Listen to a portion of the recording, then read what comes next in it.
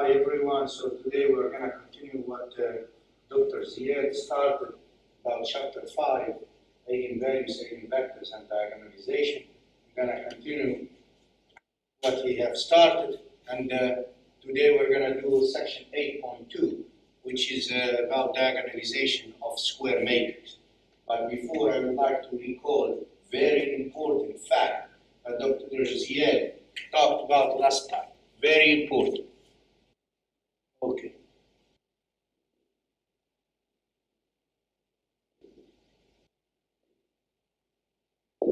So I'm gonna let A be, let's put the mic, probably it's,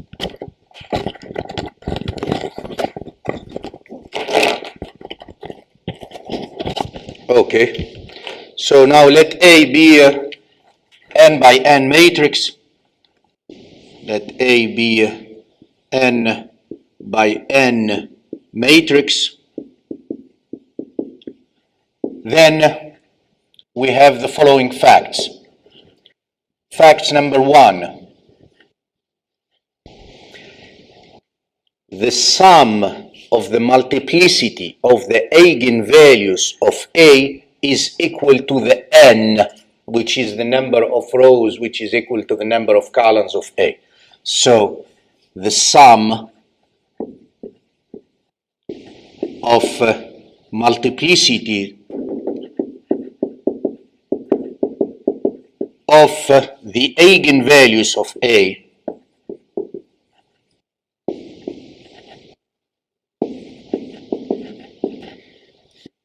equals to n. Remember, n is this n here that you see in the size of A. So here I give you an example. So if assume A is a 3 by 3, assume A is a 3 by 3 matrix.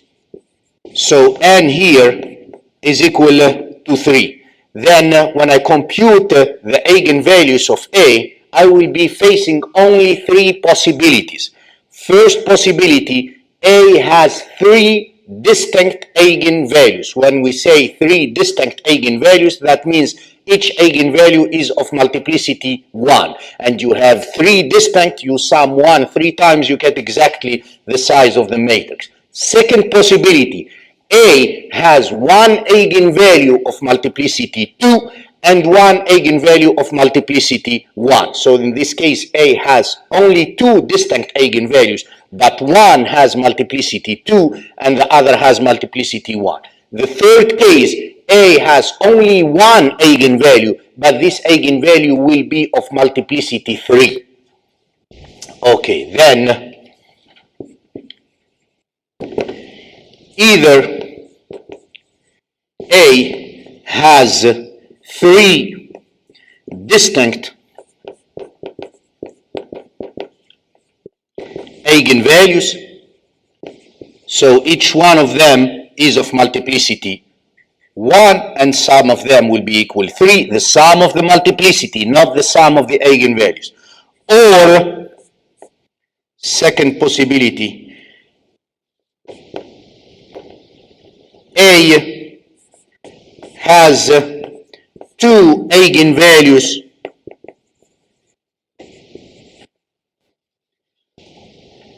one of multiplicity 2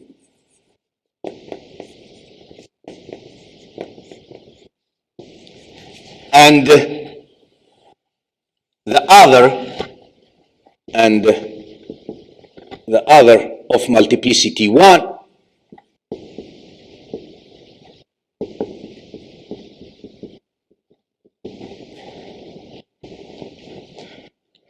One is multiplicity 1, or A has only 1 eigenvalue of multiplicity 3.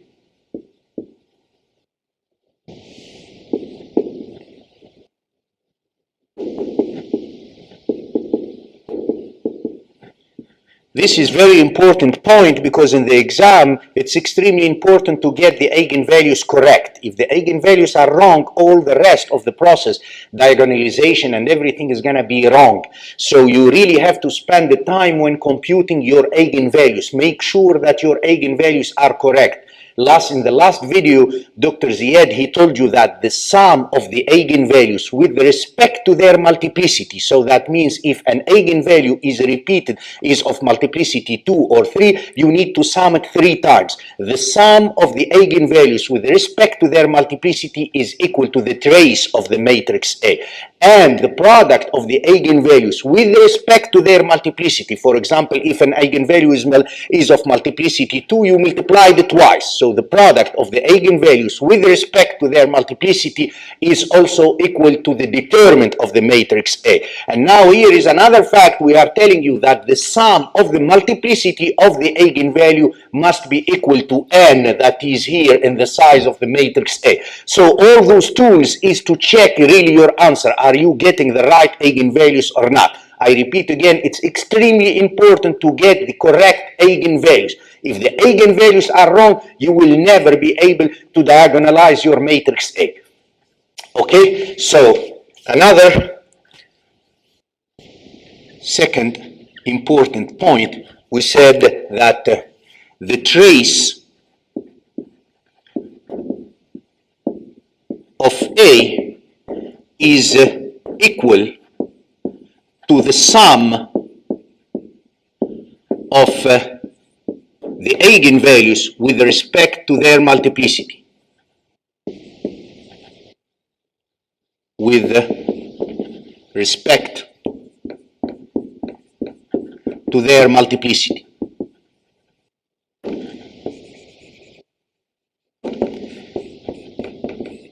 Please do not forget this, with respect to their multiplicity. So if an eigenvalue is of multiplicity 2, you sum it twice. Okay, the number 3, we said about the determinant. Determinant of A equals to the product of the eigenvalues with respect to the product of the eigenvalues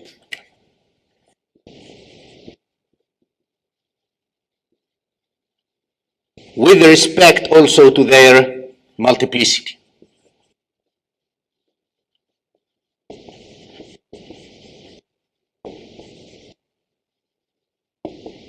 So if an eigenvalue is, for example, of multiplicity 3, you need to multiply 3 times. Okay. Another important fact is about the Eigen space, this fact number 4. Okay, so if, as denoted, if E lambda is the Eigen space corresponding to the eigenvalue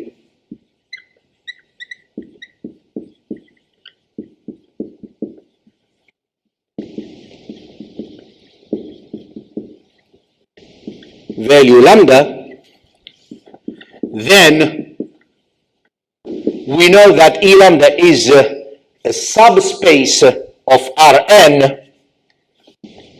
E lambda is a subspace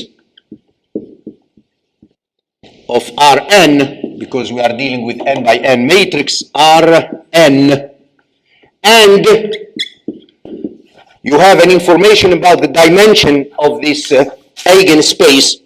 The dimension of this Eigen space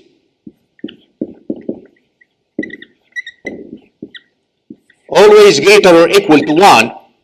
So that means the Eigen space cannot be reduced to the only zero vector of R3 or Rn. Sorry, this is not possible. The Eigen space cannot be reduced to the trivial subspace of Rn that contains only the O vector, but it is less or equal to the multiplicity of lambda. Of the eigenvalue lambda. So the dimension of the eigenspace cannot exceed the multiplicity of the eigenvalue. So for example, if I go back here to this example here, if you have a matrix that has distinct eigenvalue, the dimension of the eigenspace for each eigenvalue will be equal to 1. I repeat, if you have a matrix that has distinct matrix of n by n has n distinct eigenvalue, then the dimension of the eigenspace for each corresponding eigenvalue will be exactly 1. So let's put it as a remark here. So if A is a n by n matrix which has n distinct eigenvalues,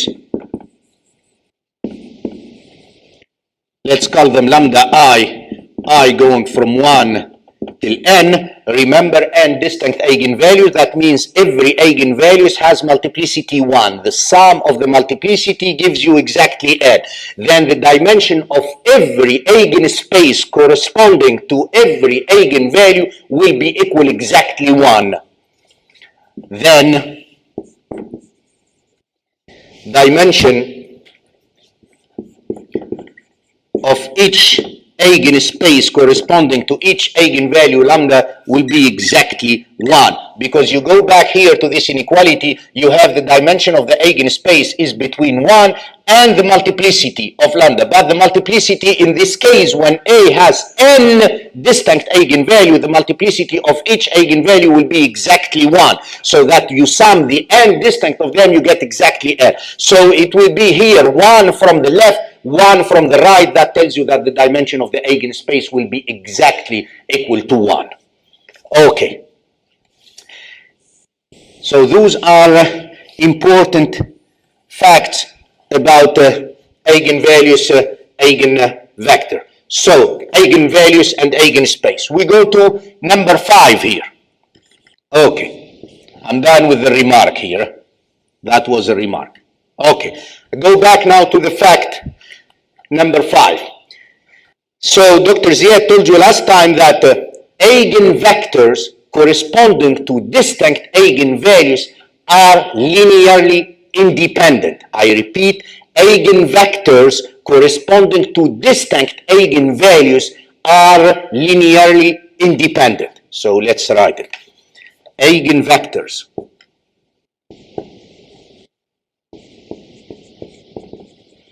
corresponding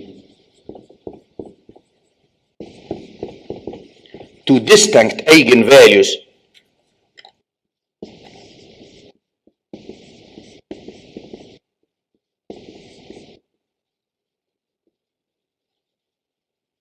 are linearly independent.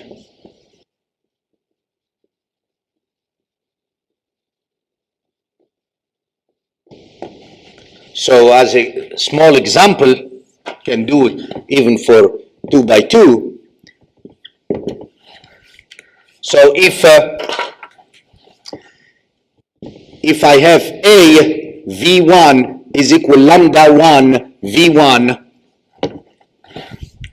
and A V2 is equal lambda 2 V2, where lambda 1 is not equal to lambda 2, so the eigenvalues are distinct, and this is the definition of V1 being an eigenvector corresponding to the eigenvalue lambda 1, and this is the definition of V2 being an eigenvector corresponding to the eigenvalue lambda 2. Then I know that the set V1, V2 is linearly independent.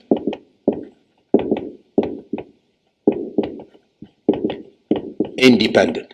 Okay, and you can extrapolate this. You can take n distinct eigenvalues and you take eigenvectors corresponding to each one of them, then the set that you are going to form by those eigenvectors will be linearly independent. Okay, so this is the important fact I'm recalling from the previous video done by Dr. Ziad.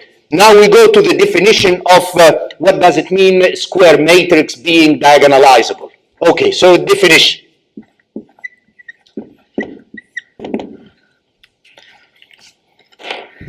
Let A be n by n matrix. A is said to be diagonalizable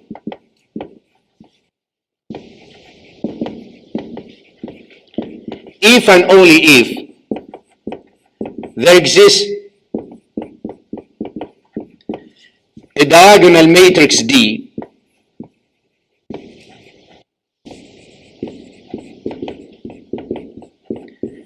and an invertible matrix P such that A is equal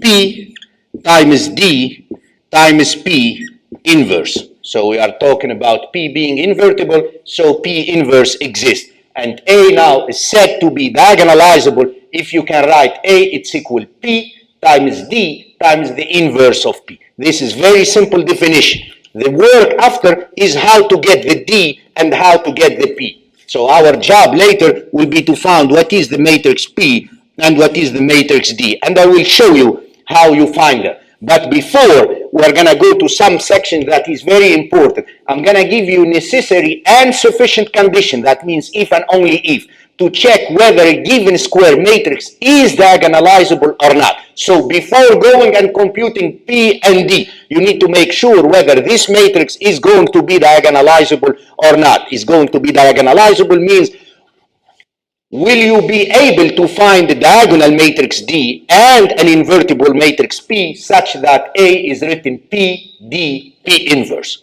Okay, so here we're going to go, this is very important section now, is how you are going to figure out whether a given matrix is going to be diagonalizable or not.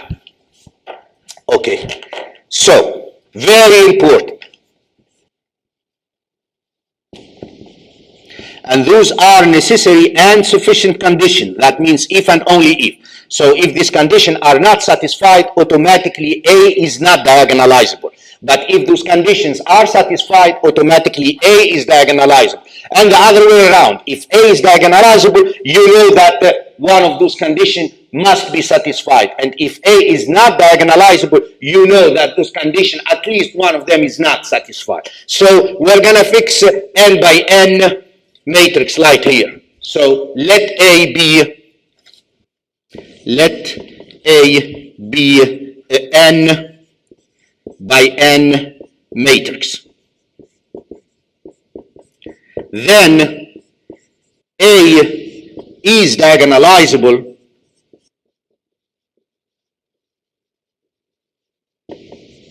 I repeat again, meaning diagonalizable, that means you will be able to find D and P such that A it's equal P, D, P inverse. If and only if one of the following happens. First condition, A is n by n, the size is extremely important. So first condition tells you if A has n distinct eigenvalues, if A has n distinct eigenvalues, then A is diagonalizable. So if and only if A has n distinct eigenvalues.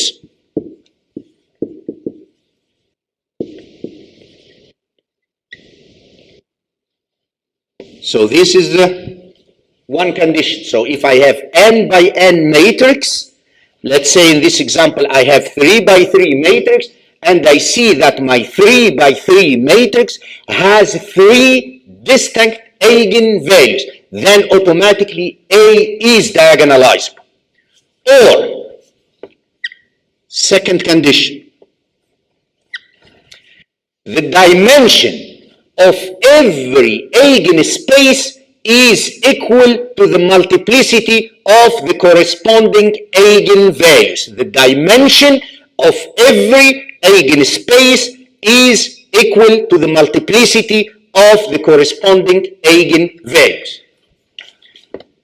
Or dimension of E lambda is equal to the multiplicity of lambda. Okay, so these are the conditions to assure that A is diagonalizable. Okay, so now let me say something very important.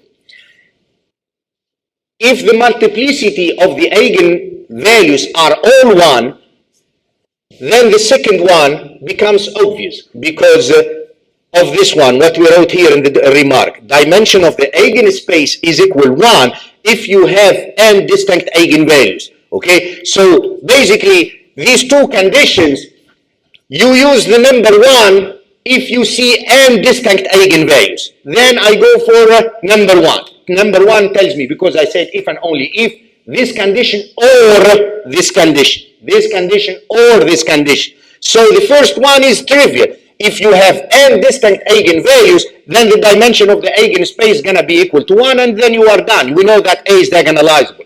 But you go for the second one when you have multiplicity strictly bigger than 1. When you see 1 eigenvalues with multiplicity strictly bigger than 1. Then I need to go and check the dimension of the eigenspace corresponding to this eigenvalue. This eigenspace must have dimension equal to the multiplicity of the eigenvalue, and this must be done for all the eigenvalues, but we never does it for eigenvalues that have multiplicity 1, because this is already a fact. We know that the dimension of the eigenspace corresponding to an eigenvalue of multiplicity 1 will be exactly equal to 1.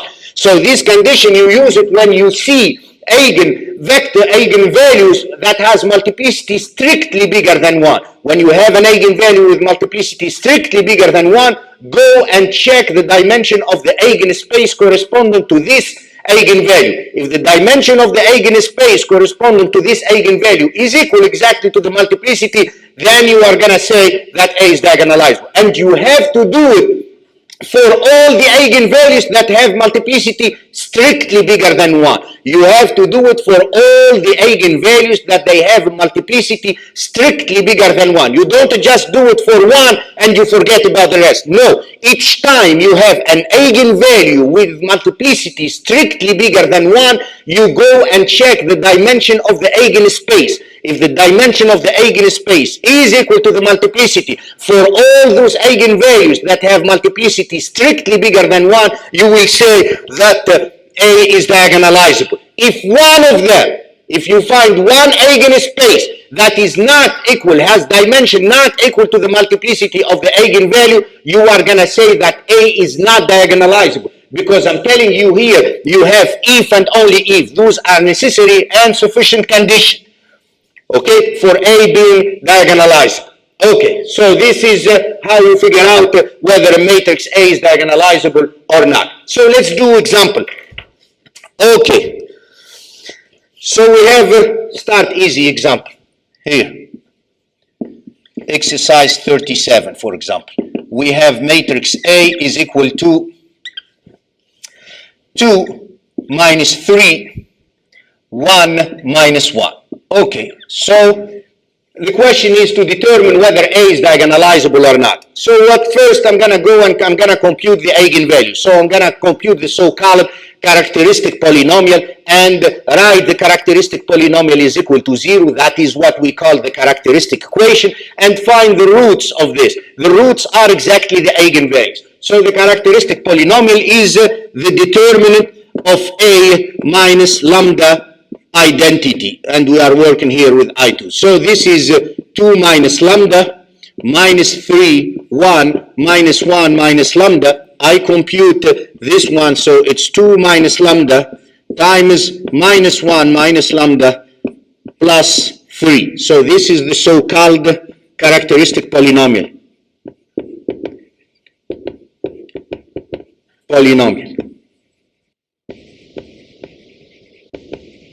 So let's expand this one here. So what do we get here? I got lambda squared, okay? Then I have plus lambda minus 2 lambda is minus lambda. And then here I have minus 2 plus 3 is, so lambda squared plus lambda minus 2 lambda, that is minus lambda. And then here I have minus 2 plus 3 is minus 1. Okay, so I have, am I correct with this? 2 minus 3 minus 1, 1. Yes, this is the stuff. Now you solve this one for lambda. So you write the determinant of a minus lambda, it's equal to 0, and you solve it for lambda. So determinant of a minus lambda I2 is equal to 0 if and only if. This is what you call the characteristic equation. So if and only if lambda squared minus lambda minus 1 is equal to 0,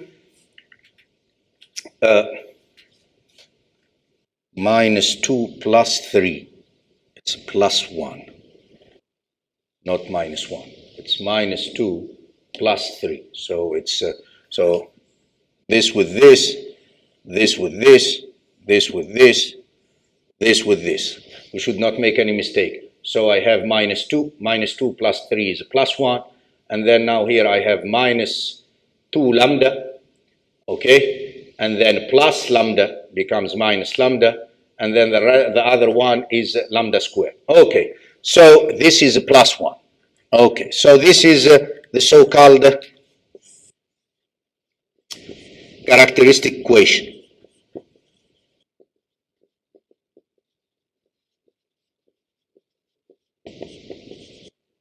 Okay, now you compute the roots here. So we have here complex roots, but obviously I have two distinct complex roots. Okay, this is a good example because I wanted to do a remark about this. Now in your case, we will never give you to diagonalize a matrix which eigenvalue are complex eigenvalue. However, the whole theory works for complex eigenvalues, because when you solve the characteristic polynomial, you are solving in C. That means you consider also the complex eigenvalues. But for you, when it comes to exams, quizzes, and final exam, we will not give you eigenvalues that are complex. You will always give you a matrix with eigenvalues, real eigenvalues. However, I'm saying the theory works for even complex eigenvalues. So here I have a polynomial of degree 2 that has two distinct eigenvalues. They are complex, but they are distinct.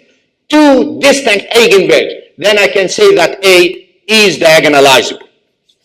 So let me write it here simply. Since A has two distinct complex eigenvalues,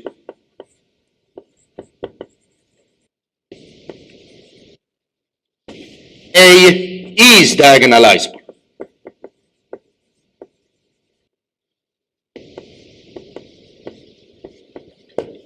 Done. This is a perfect answer. You have 2 by 2 matrix that has two distinct eigenvalues, even though they are complex. Essentially, I found two distinct eigenvalues. The eigenvalue is not complicated here to compute. It's polynomial of degree 2, so it's easy for you. Okay, so this one is diagonalizable. Although I repeat, the eigenvalues are complex, but I'm telling you, for the quizzes and the exam and the final exam, we will not give you matrix which has complex eigenvalues. We will be dealing always with the real eigenvalues. Okay. Now let's do another example. Here, exercise 36.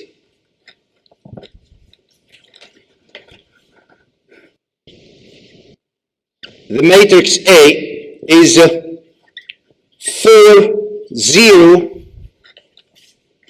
and minus 2, 4. Minus 2, 4. Now, in the previous video, Dr. Ziad, he told you that if you have a triangular matrix, upper triangular or lower triangular, doesn't matter, essentially triangular matrix, The eigenvalues are exactly the entries of the main diagonal. So what you see here in the main diagonal are the eigenvalues. Now what do I see? I see 4 twice, repeated twice. That means 4 is the only eigenvalues of A, and it is of multiplicity 2. I repeat again, 4 is repeated on the diagonal 2 times. Means the only eigenvalues of A is 4, and it is of multiplicity 2. Okay, so let me write it here. Since A is a triangular matrix,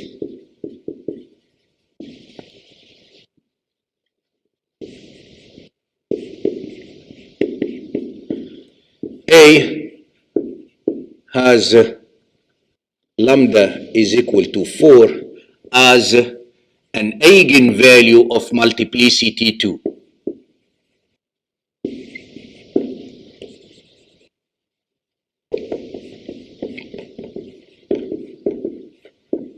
Okay, now here's the theory tells me. You quote one eigenvalues of multiplicity strictly bigger than 1. Go and check the dimension of the Eigen space. Dimension of Eigen space must be equal to the multiplicity of the eigenvalue if you want your matrix to be diagonalizable. If I found that the dimension of the Eigen space corresponding to this eigenvalue 4 is not equal to 2, then A is not diagonalizable. So I'm going to go and figure out what is the eigenspace. So to do so, I need to characterize the eigenvector corresponding to the eigenvalue 4. So I'm going to say, let V, that is equal x, y, be such that AV is equal 4V. So I'm looking to all the eigenvector corresponding to the eigenvalue 4. Then, so this is equivalent to say A minus 4 I2 times V is equal to 0, which is equivalent to say, let's write it 0, 0, minus 2, 0 times x y equal to the 0, 0. I have this homogeneous system to solve. Well, this is very easy. The last row is going to give me x is equal to 0 and y is free. So I'm going to say R2 implies minus 2x equals 0. That means x is equal to 0. And y is free.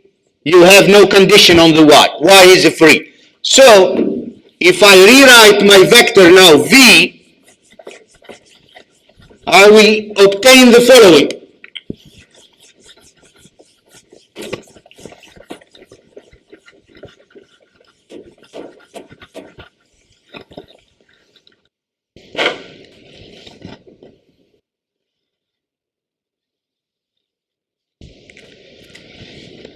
Thus,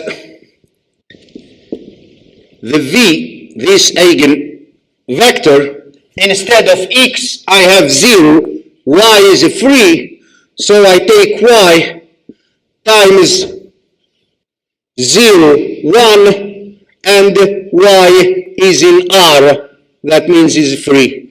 Hence, the eigenspace corresponding to the eigenvalue lambda, I call it E4 because lambda is equal to 4, is just the span of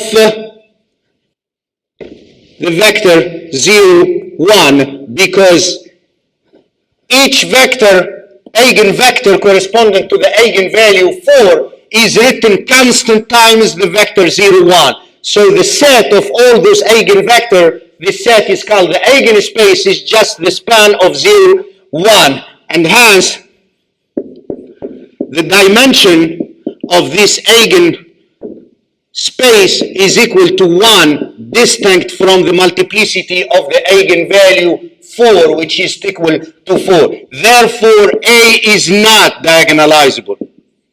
Therefore, A is not diagonalizable.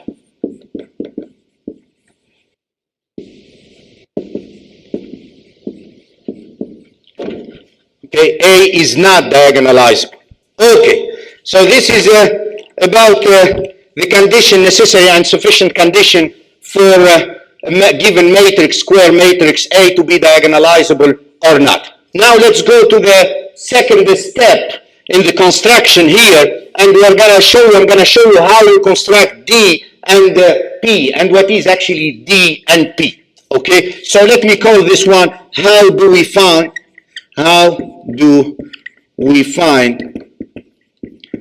D and P? Okay, let's call it like this. The diagonal matrix D, so its diagonal matrix, has only entry in the main diagonal. All the others must be zero, okay? Except the entry in the main diagonal. The entry in the main diagonal, they could be zero, but essentially the entries outside the main diagonal, they are all zero. The D, that diagonal matrix D, will contain the eigenvalues of A. I repeat, this diagonal matrix D in the main diagonal will contain the eigenvalues of A. That is for the D. The P, that matrix P, the columns of the matrix P are eigenvectors corresponding to the eigenvalues. I repeat, the columns of P are eigenvectors corresponding to the eigenvalues of A. So let's write it here. D contains in its diagonal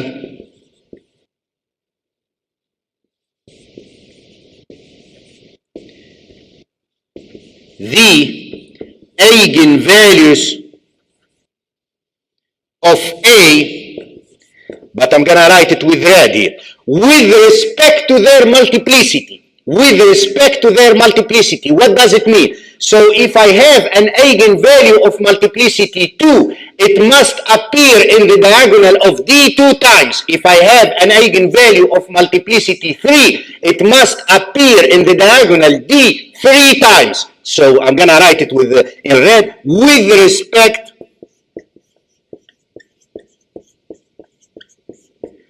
to their multiplicity.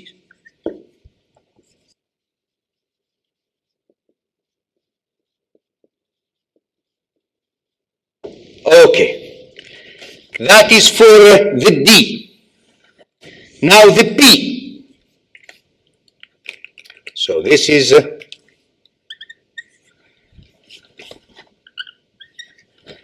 for the P. The columns of P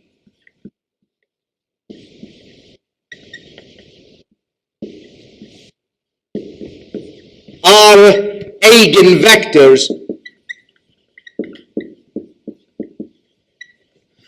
of A.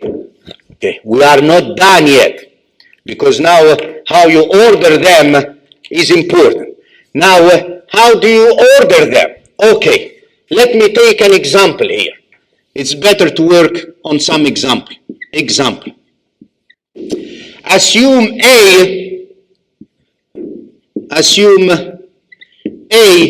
is a 3 by 3 matrix with, so we know 3 by 3 matrix, you have the possibilities either one eigenvalues of multiplicity 3 or one eigenvalues of multiplicity 2 and another eigenvalues of multiplicity 1, or 3 distinct eigenvalues. I'm gonna take the case where you have one eigenvalues of multiplicity 1 and one eigenvalues of multiplicity 2 with, let's call lambda 1 is of multiplicity 1,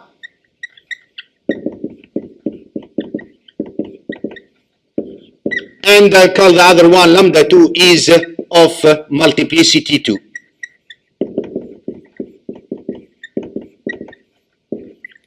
Okay, now I'm going to assume A is diagonalizable. Okay, now assume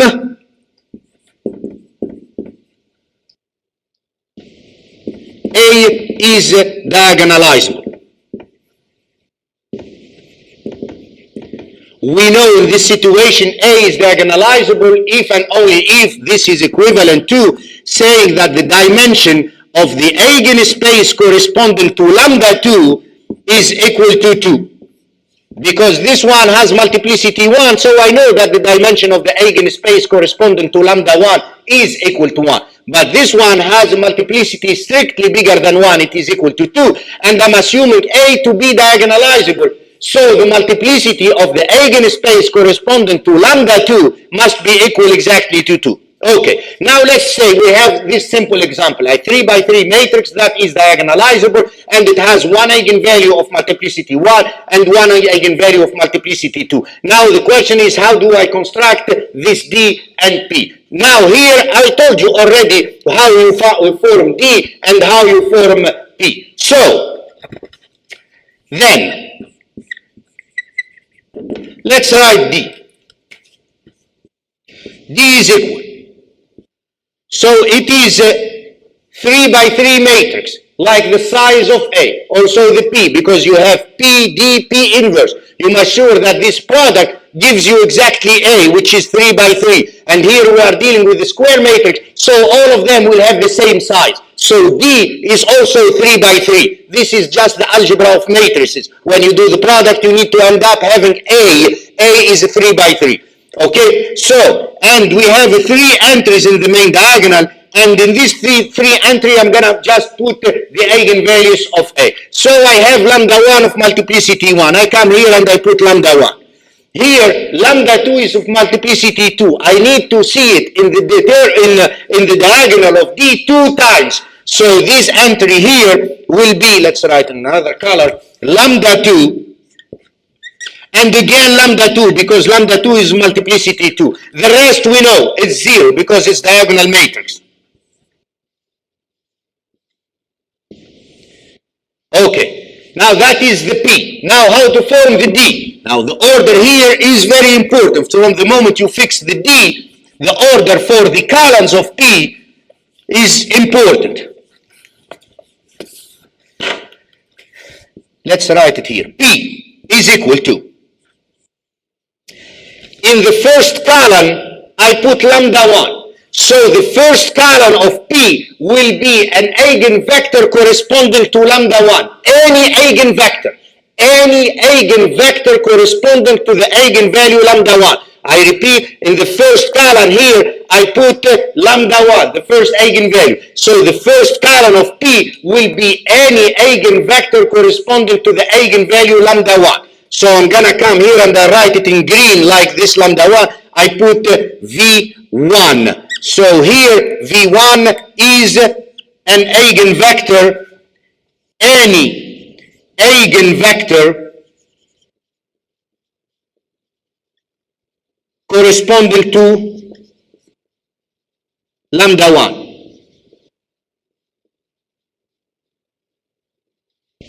Now, in the second column and the third column, I put lambda 2. So the second and the third column of P will contains 2 eigenvectors corresponding to lambda 2. I repeat, the second column, third column. You see here, second column, third column. I put lambda 2. Then the second column of P and the third column of P will contains 2 vectors, eigenvectors corresponding to the eigenvalues lambda 2. However, these 2 vectors must be linearly independent. These 2 vectors must be linearly independent. Because what? Because you are after requesting P to be invertible. P is invertible. So I know the columns of P must be linearly independent. I know that V1 is linearly independent from any eigenvector corresponding to lambda 2, because lambda 1 and lambda 2 are distinct. So any eigenvector corresponding to lambda 1 is linearly independent from any eigenvector corresponding to lambda 2. However, eigenvectors corresponding to the same eigenvalue lambda 2 might be linearly dependent. So this, you don't choose them to be dependent. You must put here 2 eigenvectors corresponding to lambda 2, and they must be linearly independent. In practice, what we do, we go and take those vectors to be the basis of the eigenspace. I repeat, in practice, it is not mandatory. I'm saying any two vectors linearly independent corresponding to lambda 2 can be here in the second and third. But in practice, when it comes to solving question, the easy one is to take the vector of the basis of the eigenspace. You have the dimension of the eigenspace here is 2, so the basis of the eigenspace contains two vectors. I pick up these two vectors and I put them here. So this one I'm going to call them V2, and the other one I'm going to call V2 tilde. And it's very important, I'm going to write it here, these two guys,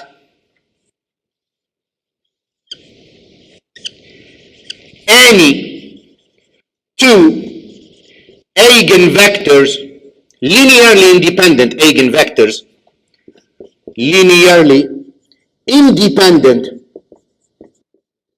eigenvectors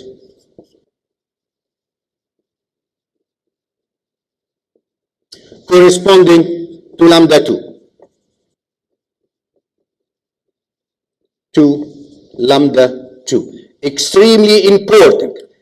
They must be linearly independent. Eigenvector corresponding to the eigenvalue lambda 2. And this is how you form the columns of P. And now we are sure that A is going to be P, D, P inverse. So now you see from the construction that when you have a diagonalization of matrix, and if you are sure that the matrix A is diagonalizable, there is no uniqueness for the P and the D. There is no uniqueness. Means this different student might gives you a different P, different D.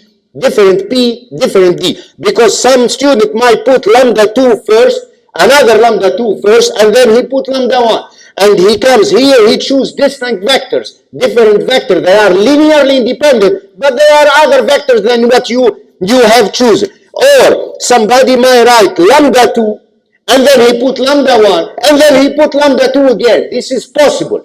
Okay, so there is no uniqueness when you write the P and the D. Different student might give you different answer. Okay, let's do an example now.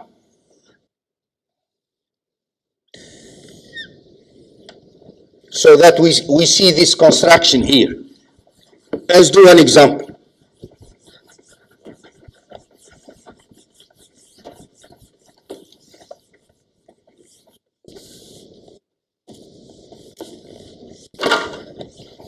And then after this example, just want to show you this example so that you remember this one. We're gonna come to a very, very important fact. Okay. Let's do this exercise 46.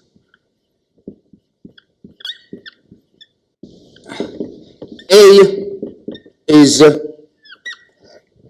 1 0 0 0 0 0 9 0 1. Okay?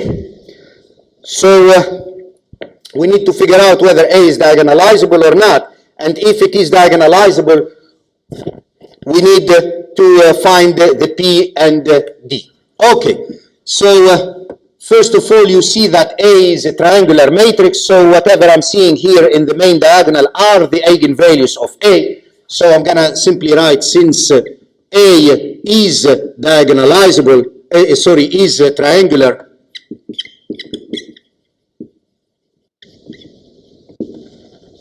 the eigenvalues of A are, so lambda 1 is equal to 0 of multiplicity 1,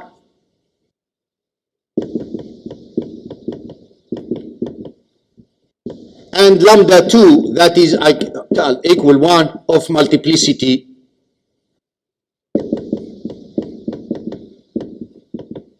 2.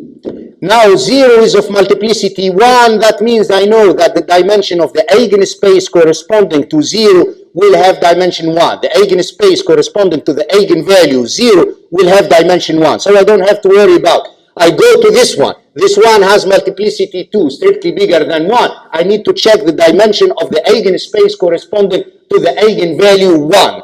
Okay, so second, I'm going to say let V xyz be such that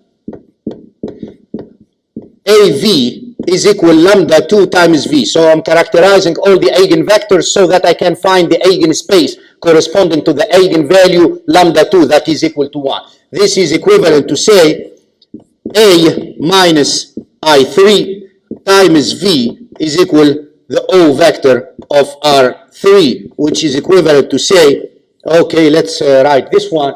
So 0, 0, 9, 0, 0, 0, 0, 0, 0 times the x, y, z is equal to the 0 of R3, which is 0, 0, 0. Okay, this is very easy to solve. Okay, so the first row is going to give you the z is equal to 0, x and y and R3. So it's very simple. So R1 implies 9z equal to 0 means z equal to 0 and x, y are 3. So I go back to the v, so the v, this eigenvector corresponding to any eigenvector corresponding to the eigenvalue lambda 2, it's equal to 2, equal to 1, sorry, is going to be equal x, y, and 0. So it is equal x times the vector 1, 0, 0 plus y times the vector 0, 1, 0 and x, y in R. So you see any eigenvector corresponding to the eigenvalue lambda 2 is equal to 1 is a linear combination of these two vectors. Thus, I know that the eigenspace corresponding to lambda 2, let's call it E lambda 2, is just the span of these two vectors 1, 0, 0 and 0, 1, 0. Obviously, these two vectors are linearly independent. They form a basis for the eigenspace, and then the dimension of the eigenspace is equal to. These are linearly independent, clearly. Linearly independent. So, hence, dimension of the eigenspace corresponding to the eigenvalue lambda 2 is equal to 1, and therefore, A is diagonalizable. A is diagonalizable.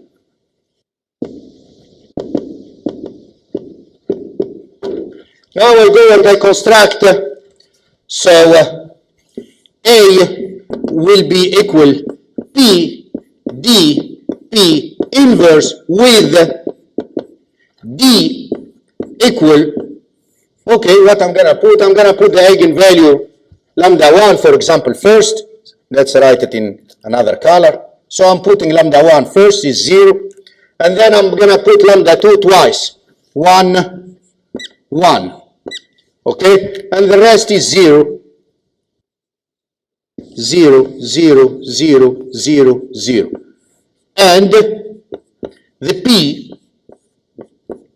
okay, in the first column I put the eigenvalue 0. That means here I'm going to put an eigenvectors corresponding to the eigenvalue 0.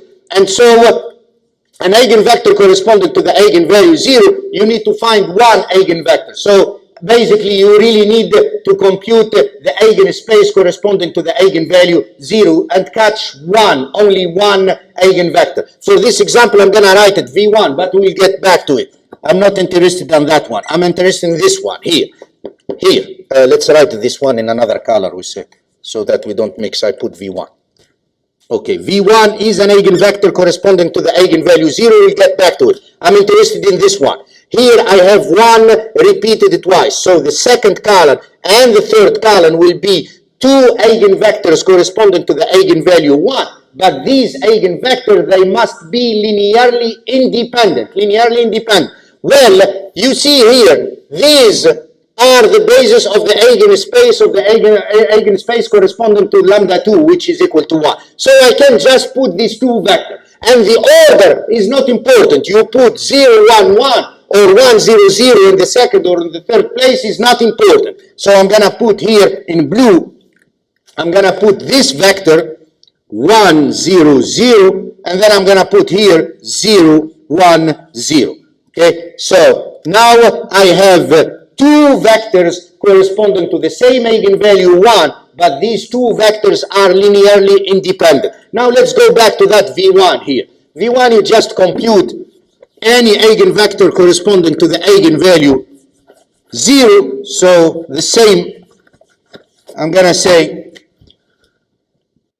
let V, X, Y, Z be such that AV is equal lambda 1 times V, which is equivalent to, say, A is what? He said 1, 0, 1, 0, 9, 0, 0, 0, and 0, 0, 1 times X, Y, Z equal to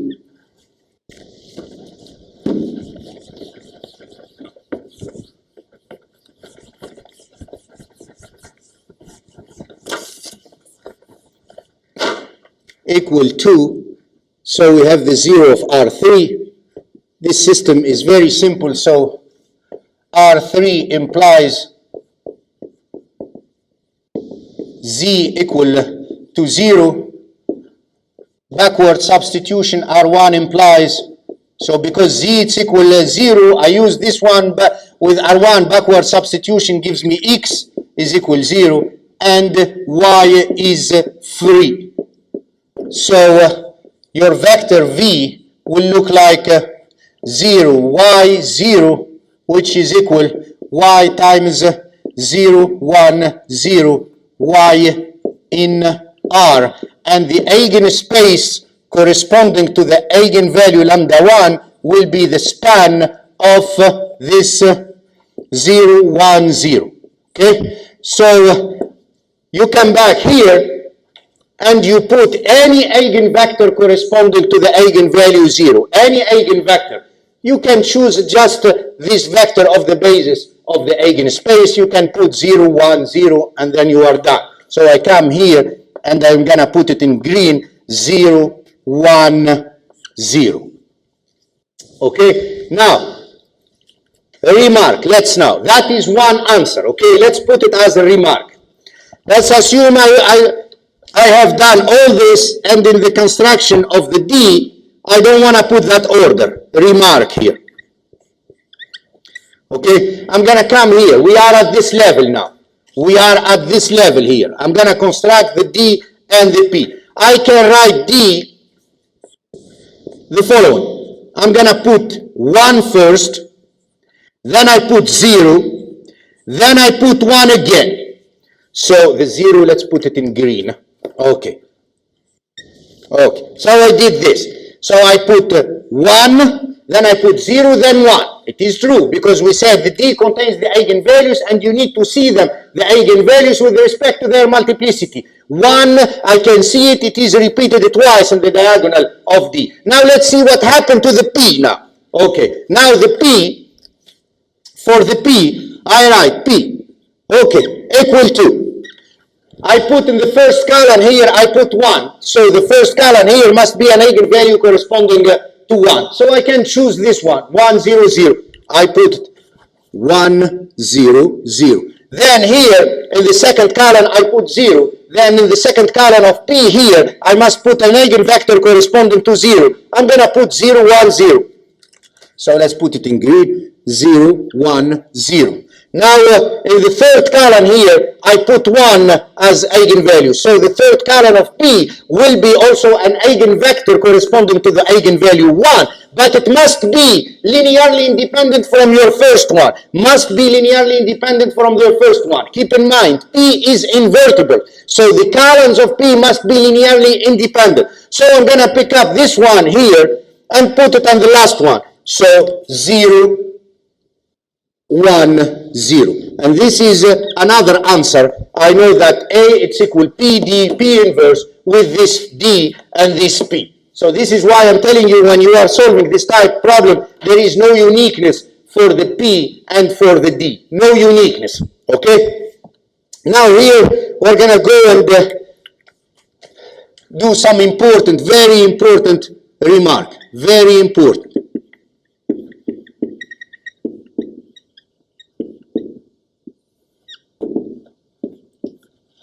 Okay. So let's compute here. Assume A is diagonalizable. So you have A is equal P D P inverse. Okay. So let's say assume A is diagonalizable. So I have this one. And let us now compute the determinant of A. Okay. Then determinant of A, well, is going to be determinant of the P D P inverse.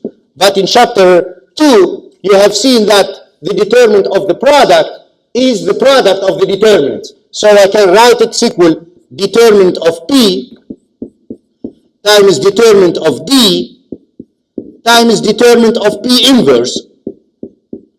But the determinant of P inverse, again, in chapter 2, it's equal 1 over determinant of P. So I got determinant of P times determinant of D times 1 over determinant of P. So determinant of P divided by determinant of P is going to be 1, and I end up having a determinant of D. But what is the determinant of D? D is a diagonal matrix. When you compute the determinant of the diagonal matrix, you just multiply the entry of the main diagonal. And when you multiply the entry of the main diagonal of D, you are multiplying the eigenvalues with respect to their multiplicity, because there are eigenvalues, if it is repeated, it will appear in the diagonal more than once. So this guy is, by definition, because D is diagonal, is going to be the product of the eigenvalues of A with respect to their multiplicity.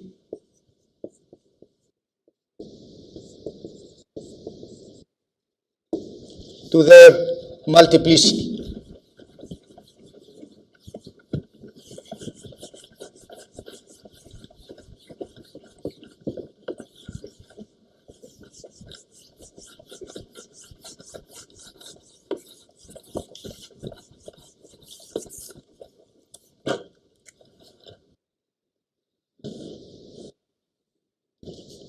With respect to their multiplicity. So this is the fact we have seen at the beginning of this video, and we have seen it in the previous video. So if A is diagonalizable, then it's very easy to check this fact.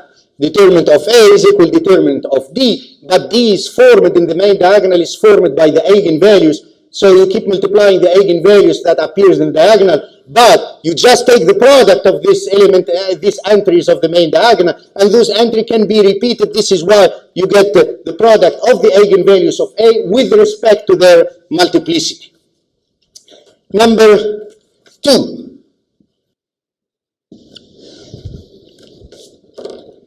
Again, we are assuming A is equal P D P inverse. Then this fact we have seen in the previous video. Let's compute now A to power K, any integer K. Okay, so A to power K, by definition, it's A times A times A, K times. Okay, so it's gonna be equal P D P inverse times P D P inverse times P D P inverse, also K times, because you are saying each A is equal P D P inverse. Now this guy is equal, because now the product of matrices, when we saw the algebra of matrices in chapter 1, we said the product is associative. If I have A times between parentheses B times C, you can compute first AD and then multiply by C. So you use it here. So it's gonna be P D P inverse times P times D. Then I have P inverse times P, and you keep going till P inverse times P times D times P inverse. Now P times P inverse is equal to the identity. So this one is identity, identity, all this is identity, and then I will have D times D times D times D, how many times? K times. So I'm left with the first P that is in the left, D times D times D, K times I got D to power K, and I'm left with this last one, P inverse. P inverse. So that means what I proved to you, hence, when A is diagonalizable, it's very easy to compute the power of A. It's P, D to power K, P inverse. And why I'm saying very easy, because to compute the power of the diagonal matrix is just you take the power of the entries in the main diagonal. So it's extremely easy to compute A to power K when A is diagonalizable. Okay, another fact. Okay, call it number 3.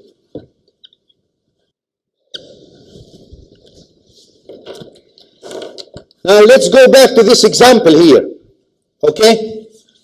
So here, when A is diagonalizable, I was able to construct a matrix P, 3 vectors that is invertible. So I told you that means the column of P are linearly independent.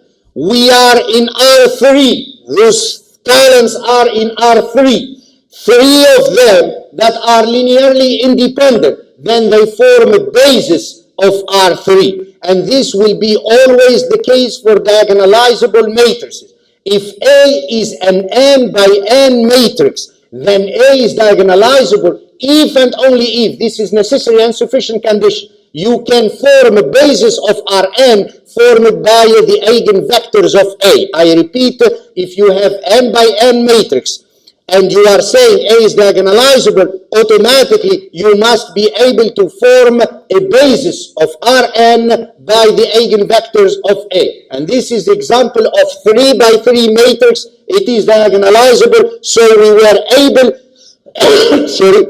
to form a basis of R3 by the eigenvectors of A. This is extremely important fact. So I'm going to say, let A be a n by n matrix. Extremely important fact, this one. A is diagonalizable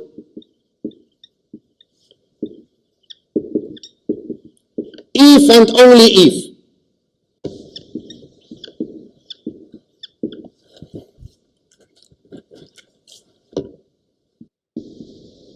there exists a basis of Rn, the size n of the matrix, formed by the eigenvalues of A. Let's write it in red. Formed by the eigenvectors of A. Okay? This is a fact, always possible, whenever A is diagonalizable. If you tell me A is diagonalizable, automatically I can find the basis of Rn, and this basis contains the eigenvectors of A. Eigenvectors of A, okay? Contains eigenvectors of A. It's extremely important fact. You can see it here in this example. Okay, now number 4. Okay. So, let's go back to this example again. Okay? So, let's relate this one. I erased the matrix A. It's not a big deal. Okay, I'll keep P, but I have, that was exercise number 46. Okay. So I'm going to say with respect, because I want you to see on an example, and then after we are going to extrapolate. We give the statement in general with respect to exercise 46. Okay. The matrix A was 1, 0, 9, 0, 0, 0, 0, 1, 0. Okay. Now, let me consider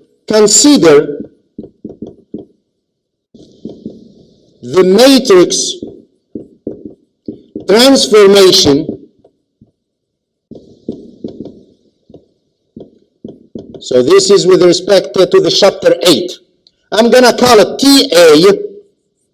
That goes from R3 to R3, and which maps a vector x into A times x. Our A is the one I gave you in the exercise.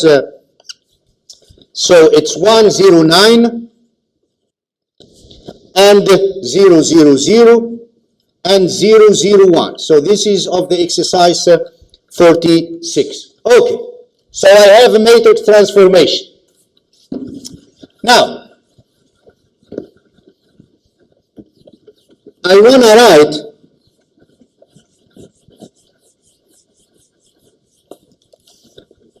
the matrix representation of this transformation in the basis formed by the eigenvectors. So we have B, the basis formed by the eigenvectors, and the eigenvectors, they were 0, 1, 0. So let's call them V1, because I want to keep the same, and I did it in blue, I want to keep the same notation as in the exercise 46 so that you can follow. So V1 was 0, 1, 0, and actually this one, and V2 was 1, 0, 0, and V3 is 0, 0, 1. 0, 0, 1. So we have a basis of R3 formed by the eigenvectors of A. So this one, a basis of R3 formed by eigenvectors of A.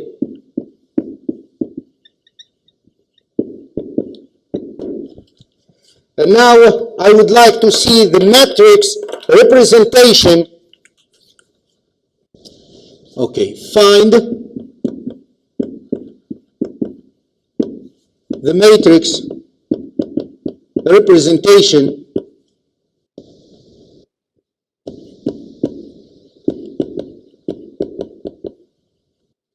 of this transformation that we call TA, of TA relative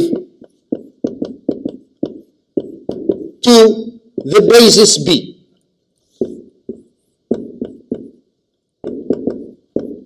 This basis here. So that is our question. Now, by definition, if you recall the previous video, so TA B is I write TA, the image of the first vector V1 in the basis B. I write the image of the vector V2 in the basis B.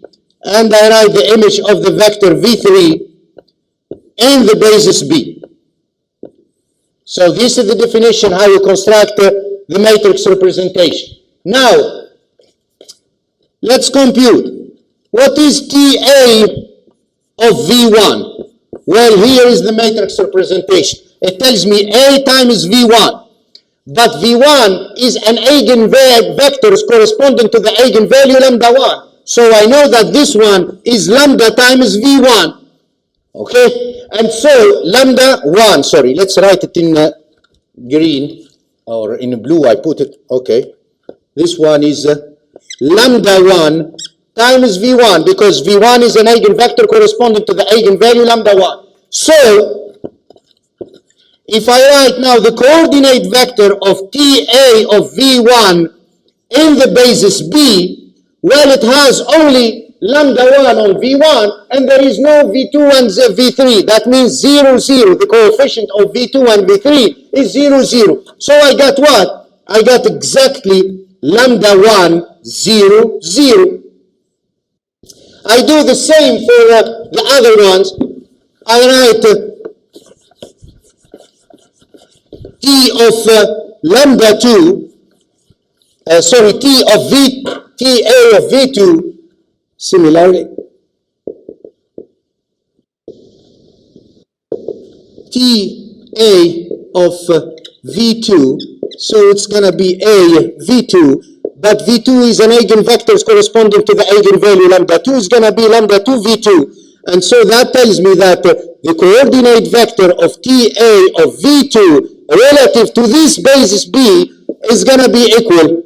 I don't see V1 and I don't see V3. I see only V2, lambda V2. So 0, lambda 2, and 0. And TA of V3, again it's A V3, but also V3 is again another eigenvector corresponding to the same eigenvalue lambda 2. And so this tells me that TA of V3 is going to be, the coordinate vector is going to be equal 0, 0, lambda 2. Hence, put everything together to find the matrix representation of this transformation relative to the basis formed by the eigenvectors. Let's put them together. I get lambda 1, and then after 0, 0, then here I got 0, lambda 2, and 0, and then I got 0, 0, again lambda 2. But what is this? Well, this is the diagonal matrix D. That is the diagonal matrix D.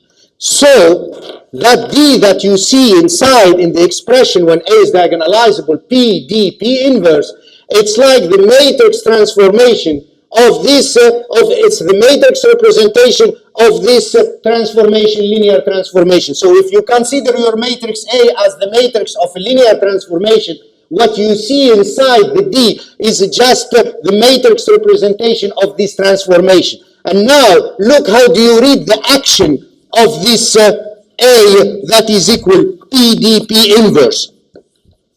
Okay, now because I need to explain to you what is the P now. So, very important. If I have TA of X, we know by definition, here is our transformation. It's AX. But A, we know what is A. It's P, D, P inverse times X. Now I use the associativity of the product for matrices. So I'm going to write it like this. P of D of P inverse X. Okay. The D, as I showed you here, is the matrix representation of this TA, of this transformation. What does it mean? Remember what we have seen in chapter 8. Matrix representation that shows you the action of this operator or this transformation with respect to the basis B, with respect to the basis B. X here is given in the standard basis of R3. In the standard basis of R3. That is your X, vector in R3. The P inverse is the transition matrix. This one we saw it in chapter 4. The transition matrix from the standard basis to the basis formed by the eigenvectors. That means B. D represents the action of your operator, this transformation, in the basis D. Then the P will take you back from the basis formed by the eigenvectors back to the standard basis. So let me write everything. This one in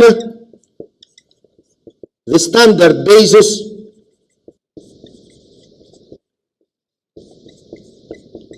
of R3. The P inverse, what you see here. This is why we denoted P like passage from a base to a base. It's the same notation as in chapter 4. The transition matrix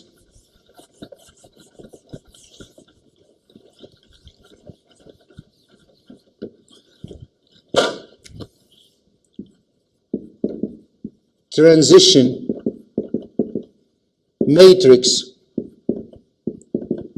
from the standard basis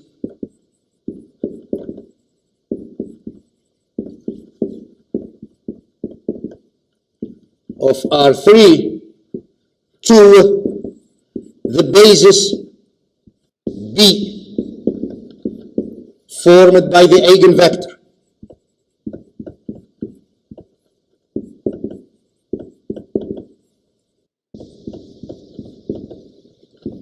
The D we know already. It's the matrix representation of the linear transformation relative to the basis formed by the eigenvector. That means that D represents exactly the action of the operators when you restrict yourself to the basis formed by eigenvector. So this is the matrix representation of TA.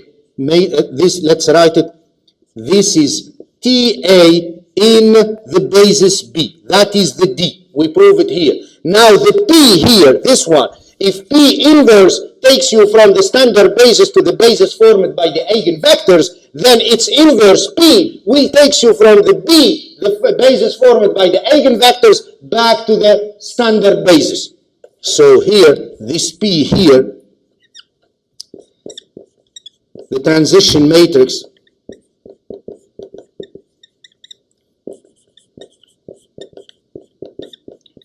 from B to the standard base. B is the basis, it's written here, the basis formed by the eigenvector to the standard basis. Okay, so that is just to explain to you really why we do this type of diagonalization. Okay, so it's PD, P inverse, but it has a meaning. The P inverse takes the vector from the standard basis to the basis formed by the eigenvectors. The D represents exactly the action of your operator in the basis formed by the eigenvectors. Then the P will take you back from the basis formed by the eigenvectors back to the standard basis, and you get your A times X.